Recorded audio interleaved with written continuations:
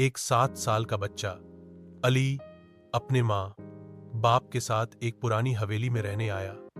हवेली में कुछ अजीब सा माहौल था। रात को पुरानी दीवार से हल्की हल्की खरोंच की आवाज आती थी।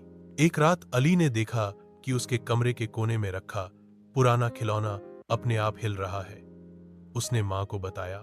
माँ ने हंसकर बात टाल दी, लेकिन अगली रात उसने आवाज सुनी, अली, जैसे कोई उसका नाम ले रहा हो। अली ने खिड़की से बाहर देखा। वहां एक छोटा बच्चा खड़ा था, लेकिन उसकी आंखें बिल्कुल काली और खाली थीं। वह बच्चा धीरे धीरे खिड़की के अंदर आ गया। अली डर के मारे चिल्लाना चाहता था, लेकिन आवाज नहीं निकली। अगले दिन मां कमरे में आई तो अली गायब था। बस एक पुरानी तस्वीर मिली, जिसमें हवेली के बाहर एक बच्चा खड़ा था, जो बिल्कुल अली जैसा दिख रहा था।